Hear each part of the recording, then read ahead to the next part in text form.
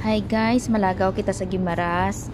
Bali, nagroro kami. Dara lang man sa Tabuk. So parang nalipat ko. May 20 o 30 minutes nga biyahe.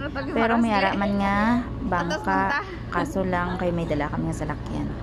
So, bali alas 6 ata kami ang nakaabot dito sa city. Tapos, do mga 6 to 6:30 man ang ginsakyan namon nga schedule kay may medyo pila gamay. Tapos before 7 nakalabot naman kami sa may Hordan, so namahaw kami anay sa may Jollibee.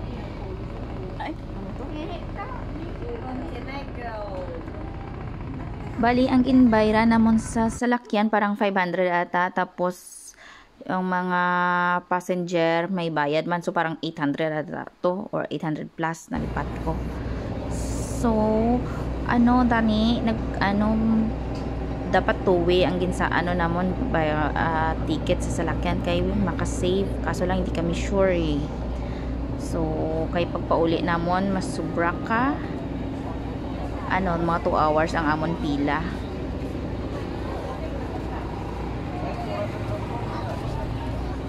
Mo ni siya sa tubang ni siya nga site sa damo dito Kapungko. Balik kami sa may likod bantas, parang gamay lang ang dito Kapungko. Wala pa kami kahilin, dugay pa ang hulat. So pa lang ni sa Iloilo pa lang ni siya.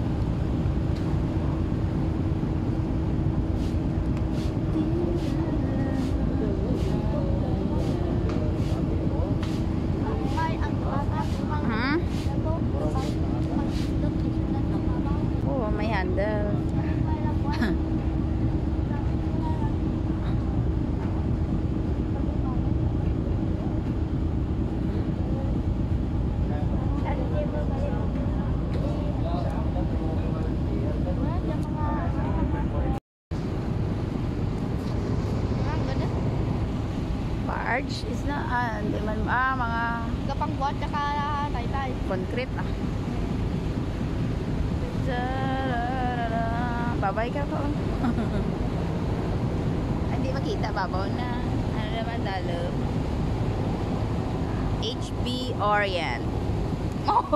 Look. SB Construction partner. Iloilo Ferry Terminal Parola.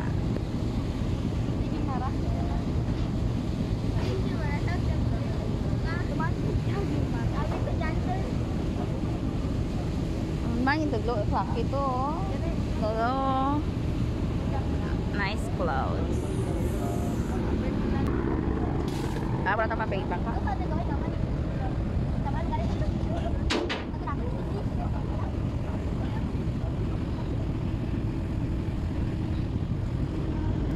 Si Innova MB Keropin.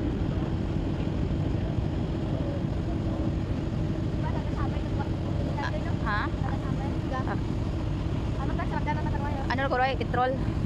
Ano to guro kas ang sa kas petrol ja connecting kanang rin.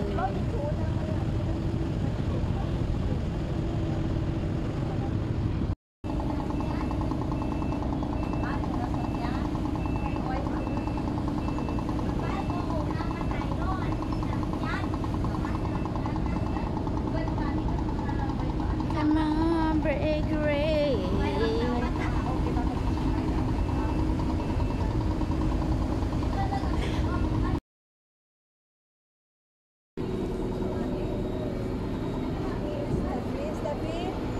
Damo mga salakyan nga nakakadto sa Guimaras.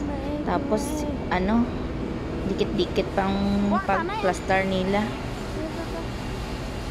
Mayo ganyang gisakyan naman mga hindi man dako kayang iban to nga barko. Ang saruro ang mga dala nila mga big trucks, mga siminto, mga construction cars. Tinda ka mo dyan na ya? Pabudlay man na delikado pa. Tatay. Diyan lang skilid.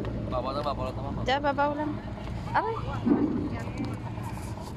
Siyempre, pagtungka sa Guimaras, dapat may pictorial para ma-remembrance man.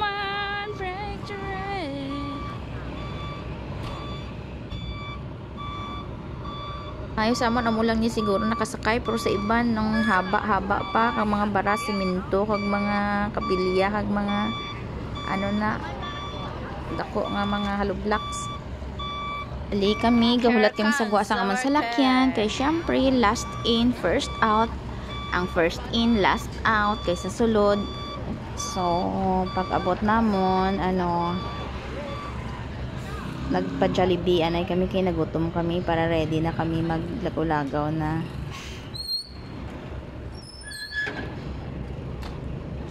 Pwede maglipig ka. Pero naghulat pa kami sa Jollibee mga 10 minutes siguro kay 7 o'clock ang opening, early pa kami nakaabot. So gamay man lang ah. Tapos naman lagaw, nagpulit na kami. So mga 4 PM nagkadto na kami sa may ano sa port. Tapos dugay hulat namon gali kay ang haba ang pila. So naginulso kami dapat gali nga ano ginkuha namon nga ticket two-way kay para at least kung may time ka pasudlon kanila. Pero muni kahaba ba dugay gawang trip namon. So parang 30 minutes waiting. So mga ika-apat kami nga trip. Tapos may guard lang nga gabantay kung hatag-hatag ka lang para madala ka sa pila. Tapos kung manglaktod ka matandaan man sang guard ang imo nga ang imo nga salakyan pabalikon ka man. So imbis nga mapaaga kami abot sa Iloilo nadugayan pa. So 2 hours amon tambay. Diyan kita no.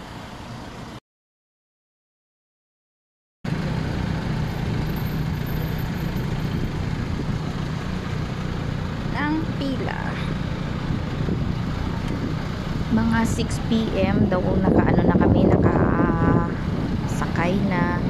So naka sunset na nakapuna na kami kay nagabihan na apuli pa kami sa Lambunaw. Syempre na malamig sa ano nag-cup noodles kami ang mga tigul-its kapi-kapi lang sila. Abi namon makaaga kami puli. Mga dinner pa tanin sagwa. Kaso lang sus mga 6 o'clock sa pag-abot namon siguro to mga 6:30, 7:38 wala na. Pag mga 9 na siguro. So diretso na lang sa balay. Bali ang ginlagawan naman sa Guimaras unang namon niya ginagyan namon ng Trappist Monastery. After that nagkadto kami sa may Raymond Beach ata pero wala man kami naglangoy. Naglakat na lang kami kay gusto namon ng tour lang. So, available lang ila tour van. So, nag-ano na lang kami na lang nag-commute, naglibot-libot. So, after that, Holy Family. After Holy Family, went meal sa Guimaras. So, tapos, after hapon, nabisita kami sa Amuntia dito sa Guimaras man. Bali, ang amon mga tour sa separate video na lang ni kay para masyado kahaba. Bye!